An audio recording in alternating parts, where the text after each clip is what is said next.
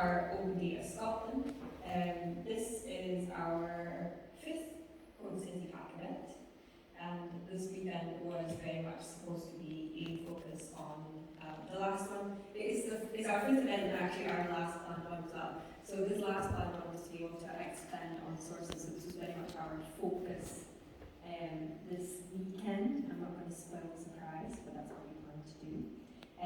There were 6 of us working on this over the 2 days, and we have had a lot of activity going on.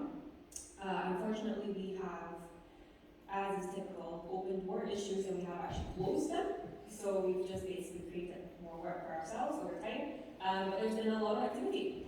And just before we ended today's hackathon, we did a huge update of our website. And as you can see, there was a lot of changes. And I know this really doesn't make any sense anymore, but there was a lot of activity, basically, is what I'm trying to say, is what I'm trying to highlight here, right? Now, just to sort of end the suspense then, when we started this weekend, we had 1,223 data sets. We now have 1,550 data sets. Yay. So that has been up of 327. We only plan to do, or we hope to do 200 this weekend, so this has been actually very successful for us. Now, this was actually the planned work that we were going to do, and everything you see in green has been done, and everything in yellow has kind of been started but not quite finished, and everything else will probably pick up along the way. What's probably interesting to note here is there were some things that we had planned to do beforehand, but ended up doing some other things additionally anyway, as in that we hadn't planned to do it, but we picked up along the way to do it just because they were kind of easy to get in.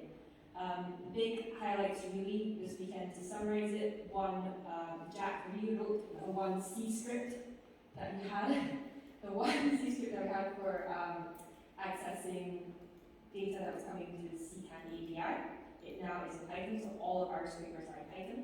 That was my learning experience for the weekend. The educational element of it. Python again. Does it have a green tick? Does it have a green tick? It does, Yes. it worked after I went in and fixed the bugs that he introduced. So We got there. it was there. Manpreet was working remotely with us today. He got statistics.gov.scot on as an online resource. So actually we had statistics.gov as a resource before, but it was on the back of a static CSV file that somebody had downloaded and given to us last year. So this weekend we have made that connection to their API, so now they will be part of our weekly refresh on Friday. So we'll now have that update all the time. 2 new sources that we've added that we didn't have before are Research Data Scotland and the Spatial Hub. So we now have those 2 on as well.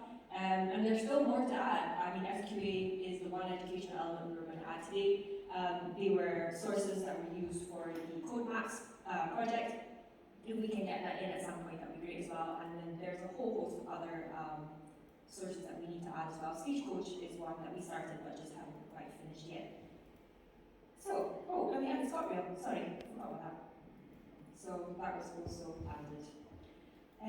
Other things that we've done that were not sort of related to adding of sources were some things around sort of management of our project, if you will. So along the lines of contribution process, how we kind of refining how we get people contributing to the project, and also helping them along the way so it's not lost and they're not kind of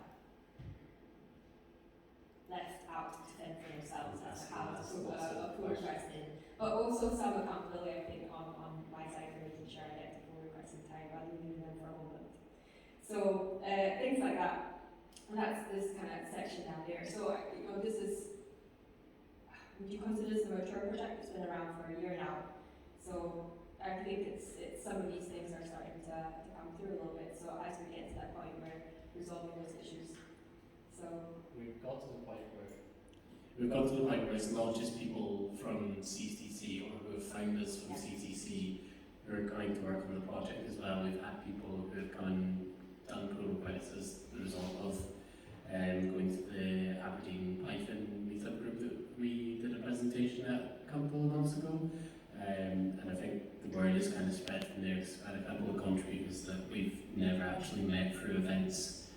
well that have been submitting go requests. So yeah, I think now's the time really for us to be working on our documentation and our contribution process, just so that if anybody comes along and they want to get started, they can do so without having to ask us many questions. Ideally, all the frequently asked questions are documented with answers. So yeah, that's really kind of maybe one of our next steps, is to improve. We've got that's in progress. We're working on the contribution process, and we've got another ticket open to basically tick all the boxes when it comes to GitHub repository community standards. And really, what we probably should highlight more than anything is this project, although it is a listing of all open data sources here, there is an element of education to it, that we are hoping to encourage people to use this project as an opportunity to actually practice their technical skills, to come in and work with an open source project, which they might not have the opportunity to do so in their learnings along the way as solo learners as well. So the better we can get that information across, the better it is for them to learn that.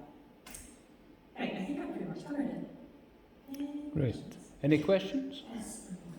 Given the impressive momentum and exposure it's gathered over the year, how far off do you think you are to be able to do your own dedicated event based around this, to get new users in and developers and...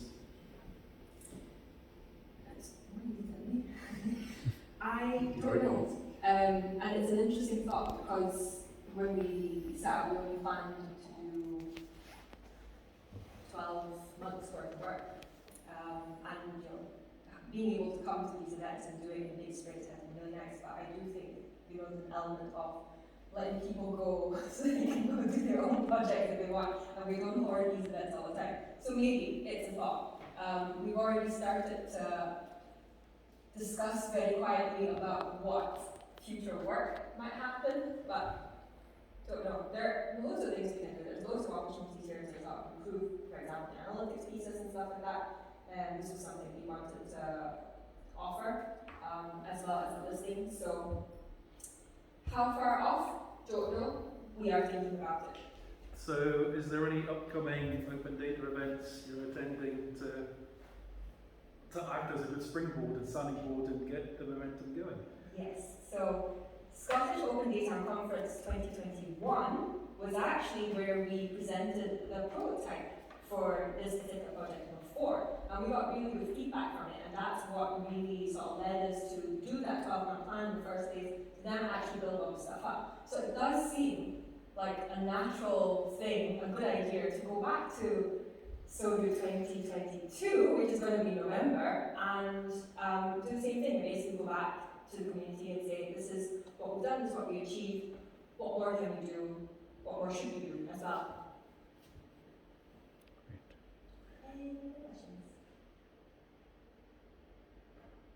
Yes. What will you do during the next hackathon? If you're stopping now. The next hackathon is December, which is nicely just after Scottish Open Data Conference. So let's get to that one first, and then see what happens, and then I think we'll see what happens. See what the next 12 months bring. Yeah.